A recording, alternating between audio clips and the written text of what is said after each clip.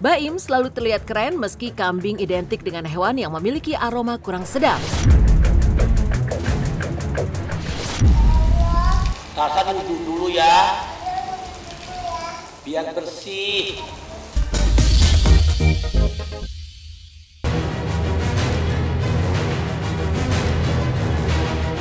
Pemirsa Silat RCTI, menjadi artis adalah profesi yang menjanjikan, terlebih jika nama sang artis telah berkibar di dunia hiburan.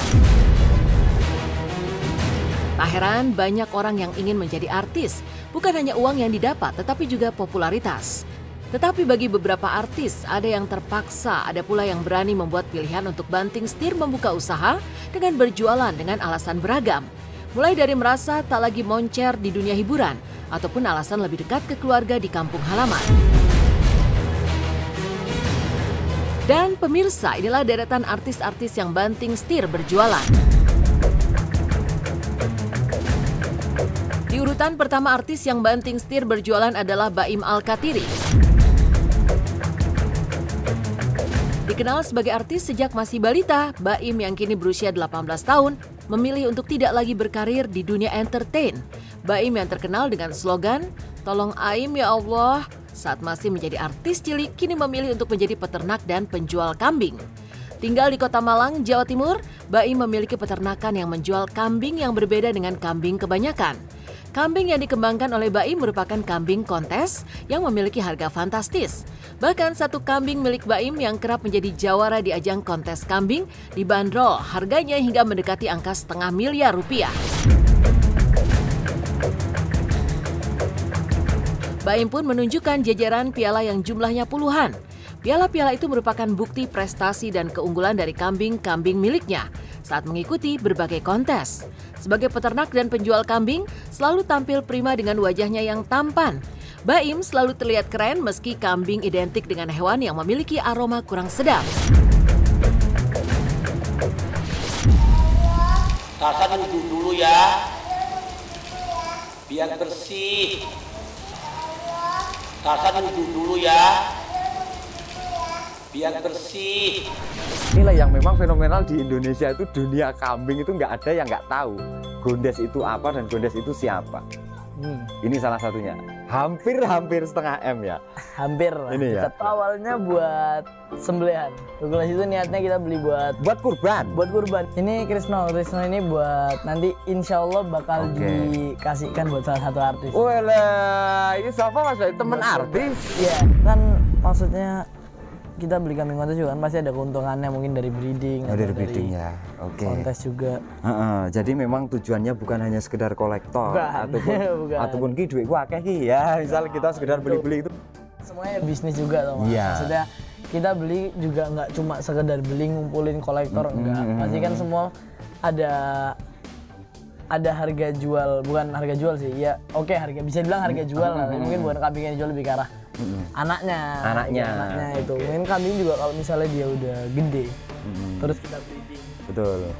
Terus nanti kan anaknya banyak yang keluar. Betul. Kan mungkin gimana kalau misalnya yang keluar yang mirip kayak bapaknya 2. Jadi kan kita udah keuntungan 2 kali lipat dong. Betul. Jadi sisi lainnya bukan hanya sekedar kolektor. Nah, tapi memang ini diharapkan dari hasil breedingnya ya. Kita hobi iya, tapi kita juga tetap jalan bisnis. Betul. Ini hasil dari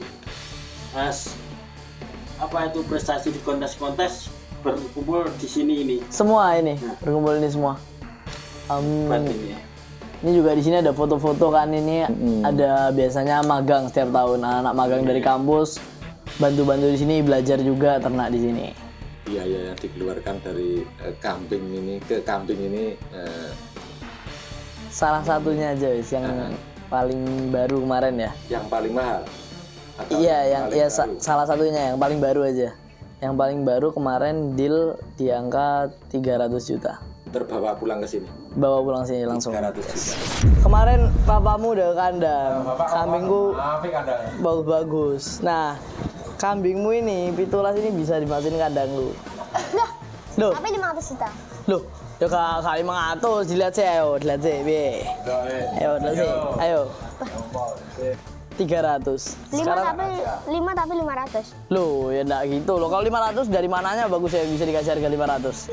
Apa bukti nyatanya wes? Bukti nyatanya gue tadi. Loh, ya enggak 500, kebanyakan dari 500. 50. Enggak. Ini namanya siapa? Ini Gondes. Gondes yang sering Gondes. juara. Ini. Rojone Wedhus. Rojone Wedhus ini. Bisa disepil teman-teman. Wajah. Ini kalau umur piro ya Mas yo? Gondes iki 4,5 kalau nggak salah ya. 4,5 tahun. 4,5 tahun kalau nggak salah. Wah, ini penampilannya isik kaya si umur 2 tahun ngene ya. Ini memang perawatannya? Awet muda lagi. Perawatannya Ekstra. Mandinya 2 hari rutin. sekali. Rutin 2 hari sekali, luar jalan biasa. juga. Diraih oleh nomor peserta 15, total nilai 389.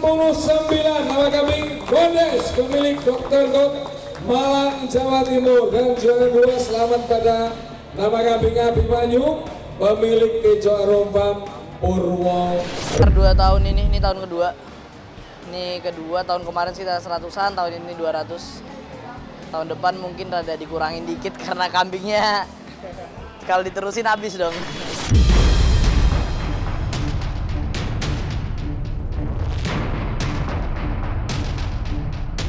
Siapa yang tak kenal Kadir, anggota kelompok pelawak Sri Mulat?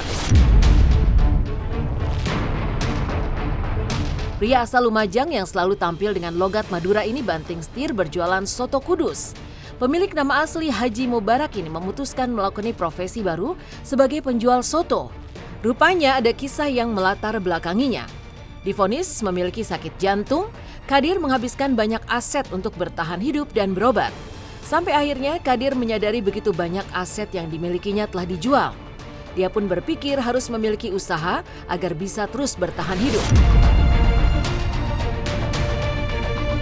Dengan pengalaman yang minim, usaha yang pertama kali dibuka Kadir adalah Soto Surabaya. Mulai mendapat pasar dan pelanggan, sayangnya sang koki yang bertanggung jawab atas menu dan rasa memilih untuk mengundurkan diri. Sang istri pun memilih untuk turun ke dapur. Sayang karena tidak memiliki kemampuan memasak, rasa soto yang dibuat sang istri rasanya berbeda dengan soto yang diolah oleh koki andalannya. Meski berasal dari Jawa Timur, Kadir memilih untuk berjualan soto kudus. Ternyata Kadir pernah bergabung dengan kelompok penghibur di Kudus yang membuatnya sangat suka sehingga memutuskan untuk berjualan soto kudus. Memanggil ahli masak dan sang istri belajar langsung untuk membuat soto kudus. Kini Kadir tetap survive dan warung soto kudusnya selalu ramai didatangi pelanggan setianya.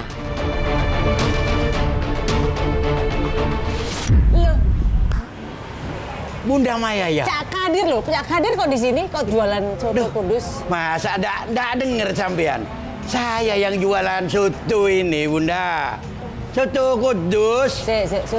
Soto kudus. Nah. Soto kudus dari? Dari Kudus. Oh, ini Jawa soto, Tengah. Soto dari?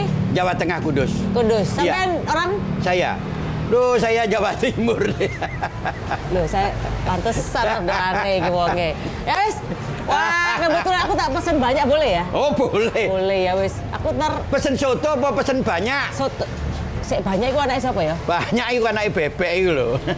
Iya betul. Banyak kalau bahasa Jawa anake bebek. Kalau di Galaksi ini sejak 6 tahun yang lalu pokoknya. 6 tahun yang lalu. Iya. Oke. Ini rame tibake, guys. Alhamdulillah. Lumayan lah. Lumayan ya. Yo, kena tiga blonjo bojoku. Oh,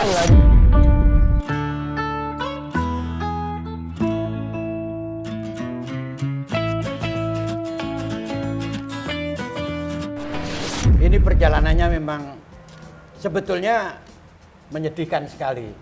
Pada awal saya kena jantung itu setelah 5 tahun saya vakum. tahun piro iku? Sekitar dari tahun 2002 saya kena jantung sampai 2007. Akhirnya Matraman tanahnya diminta yang punya, alhasil tidak boleh dikontrak. Waduh, pindah di Halim, bangkrut. Pindah di Bekasi Timur, bangkrut. Pindah di Tambun, bangkrut lagi. Sampean. Iya, jatuh terus. Berapa tahun itu dari jatuh bangun bikin lagi bangkrut, bangun bikin lagi bangkrut. itu 2 tahun. 2 tahun. Tapi yang di Jati Bening tetap jalan. Jalan ya, oke. Itu yang bisa apa ya, subsidi silang itulah ya. Akhirnya karena sudah mentop, terus saya buka di sini nih. Di sini udah ada 6 tahun ini. Begitu buka, alhamdulillah. Loh kok rame ya. Kerjaan sampingan, saya rasa nggak mungkin lah saya gitu. Karena kalau ngandalkan seni, saya udah tua.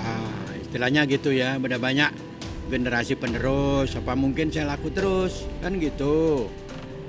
Sebab tahun 2003 itu saya lihat Sri Mulat udah tutup, nggak ada lagi. Udah ganti, di TV udah ganti anak-anak muda, sudah banyak kan. Jadi grup ini udah muncul. Sri Mulat udah nggak ada tahun 2003. Jadi kan saya harus, nah kalau ngandalkan Sri Mulat terus nggak mungkin saya gitu. Ya udah saya putuskan untuk istri harus bisa dan buka usaha. Revi Mariska, pemain sinetron yang banyak terlibat di cerita-cerita kolosal, memiliki berbagai jenis bisnis. Revi pun merambah ke bisnis food and beverage. Namun kelas yang dipilih Revi adalah kelas kaki lima. Dengan berbagai jenis bisnis yang dimilikinya, menempatkan Revi Mariska di urutan ketiga artis yang rela banting setir berjualan. Bisnis kaki lima yang dikelola Revi adalah minuman boba yang sengaja dia racik sendiri. Berada di sebuah halaman minimarket, Revi menjual aneka minuman kekinian itu dengan harga yang murah meriah dan sangat terjangkau. Rupanya dalam menentukan harga jual, perempuan kelahiran 27 Maret 1986 ini melihat pangsa pasar terlebih dahulu. Dan ternyata untuk mendapatkan rasa minuman yang khas yang menjadi minuman boba signature Revi Mariska, dia harus mengotak-atik resep dan menonton YouTube sampai akhirnya bisa mendapatkan rasa yang mantap dan bisa diterima oleh konsumen. Assalamualaikum. Waalaikumsalam. Ya Allah, Revi Mariska. Keluar dong, sini gue mau ngobrol sama lu. Sini. Ini usahanya Revi kan? Iya, usaha goyang ke nomor 3. Kenapa namanya Roket Boba? RM Boba gitu. Waktu awal-awal sih kepikiran sih, gue pengen kasih nama Revi Boba gitu. Tapi kayaknya kalau Revi Boba kan berarti itu nanti jadi satu nama kan, satu brand. Pertama karena gue udah punya, untuk perempuan ya, untuk perempuan dan cowok gue udah punya perfume. Untuk cewek gue udah punya tas. Gue pengen yang apa ya, kira-kira bisnis yang bisa lama gitu kan. Sebenarnya gue juga suka kayak misalnya minuman yang lain gitu. Nah gue berawal dari situ, kenapa gue nggak bikin minuman itu aja gitu. Ini nggak panas apa, Rev? Tadinya gue ada kipas angin gitu. Ada kipas angin. Ada kipas angin, tapi karena lama-lama kipas angin juga rusak gitu jadinya sekarang. Nah pegawainya nih nggak ada. Pegawainya berapa orang di sini? Pegawainya ada Dinar. Oh Dinar kan di Obungan. Bukan, dia kayak lagi di dalam deh. Dan harganya ini, Rev, ini harganya murah sekali, Rev. Emang murah. Memang segitu harganya? Emang segitu murah. Oh. Harusnya tadinya sebenarnya bisa 25.000 atau berapa, iya, karena untuk yang large-nya gitu. Tapi memang gue ambil yang murah-murah aja. Karena kan kita lihat pasarnya juga kan. Mungkin kalau lo jual di selatan atau jual lo di tempat yang bukan kayak gini, mungkin lo bisa gitu. Kayaknya kalau bisnis gue kalah deh sama Rev, ini smart banget. Nah kalau gue punya menu favorit sendiri, jadi gue di mix. Jadi rasa Velvet Choco. Velvet Choco? Itu nanti kalau cobain rasanya enak banget kayak es krim. Karena itu memang rasa gue kreasi sendiri. Makanya that's why itu kenapa ada menu signature drink. Ya itu signature drinknya tuh dari gue sendiri bikin gitu. Oh jadi signature drinknya ini memang lo yang ini sendiri? Lo ramu-ramu sendiri tuh? Iya. Sampai ketemu tuh rasanya? Sampai ketemu. Memang walaupun gue dulu juga mencontoh dari YouTube ya. Kan zaman sekarang tinggal lo klik kan YouTube gitu, bisnis boba. Biar lebih romantis, bagaimana kalau kita saling menyilang tangan? Oh iya benar, jadi ini rasanya beda ya? Ini rasanya yang apa ya? Brown sugar. Brown sugar.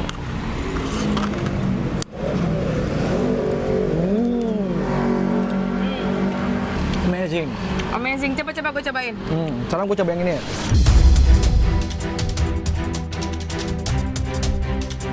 Di urutan terakhir, artis yang banting setir berjualan adalah Issa Bajaj. Anggota trio Bajaj yang kelahiran Magetan ini memilih pulang kampung dan meninggalkan keartisannya untuk berjualan dengan mengelola sebuah warung yang diberi nama Warung Eropa. Rupanya menu yang dihidangkan bukanlah menu asal benua biru. Eropa ternyata memiliki makna es karo panganan yang artinya es dan makanan. Ya, warung milik Isa Bajai memang menyediakan berbagai menu, mulai minuman hingga berbagai macam makanan. Namun menu yang paling diandalkan adalah nasi tempong yang merupakan makanan khas dari Banyuwangi. Ada alasan istimewa mengapa pemilik nama lengkap Isa Wahyu Prastantyo ini pulang kampung dan berjualan nasi tempong. Rupanya sang ibu yang mulai sepuh sakit dan harus rutin berobat ke rumah sakit. Mulanya Isa bolak-balik Jakarta Magetan. Namun lama-lama bukan hanya berat di ongkos, tetapi juga Isa merasa tubuhnya lelah. Keputusan besar pun dia buat, meninggalkan Jakarta juga dunia artis yang telah membesarkan namanya. Memilih pulang kampung untuk membuka usaha dan yang terpenting bisa merawat sang ibu yang sakit. Itulah, hidup memang sebuah pilihan. Ketika sang suami memutuskan untuk balik ke kampung halaman, Rahayu Mutiara, wanita yang dinikahi Isa pada 2010 lalu, dengan setia mendampingi. Bersama Isa, mereka bahu-membahu mengelola warung sederhana yang terletak dekat dengan alun-alun Magetan. Dan ternyata, nasi tempong dengan pilihan berbagai jenis lauk mulai dari ayam, bebek, udang hingga ikan wader dipadu dengan sambal super pedas dan dilengkapi dengan aneka sayur yang direbus, ternyata laris manis dan disukai para pelanggannya.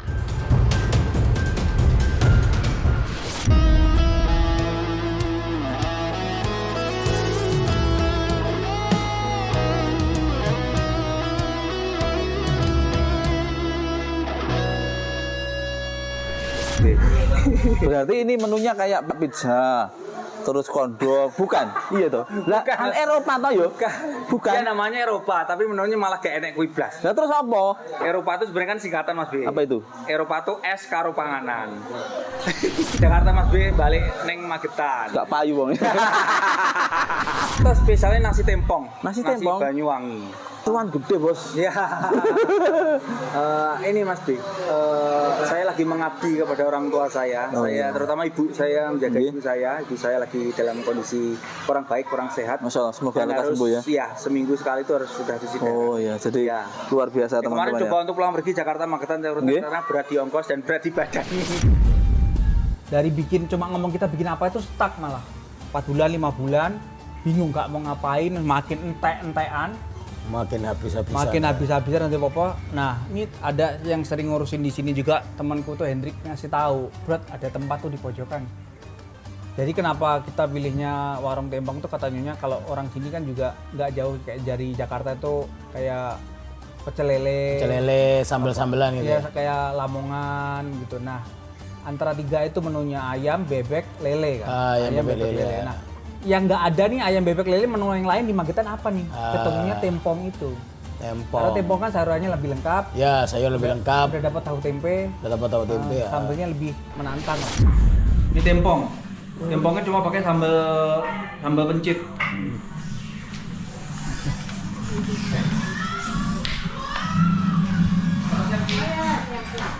Mau nyobain bakmi? Udah. Siap. Pesan aku tinggal coba. Ya. Dari mana? Dari rumah, langsung makan siang. Siap. Seneng jajan, seneng mangan-mangan terus bikin ini akhirnya. Kalau untuk di sini makan di sini tuh khasnya apa Mas? Yang membedakan sama yang lainnya itu? Nasi tempong. Oh, tempong kalau di ya. Magetan kebetulan kalau lalapan kan banyak, kan sayurannya mentah. Kalau di nasi tempong sini semuanya udah dikukus. Yang bedain sama yang lain itu aja sih. Kita sarapannya kalau di sana tuh pecel, nggak, kalau di Jakarta kan nasi uduk, kalau di sana tuh pecel. Itu apalagi lebaran, kalau nggak lebaran aja rame.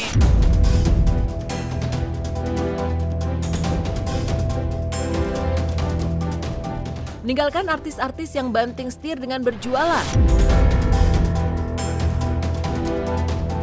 Saatnya mendengarkan curhat Aura Kasih saat rumahnya digerebek Atta Halilintar. Juga klarifikasi Melanie Ricardo yang dikabarkan pisah dengan Tyson Lynch dan ternyata mereka memilih untuk LDRan. Seperti apa kisahnya?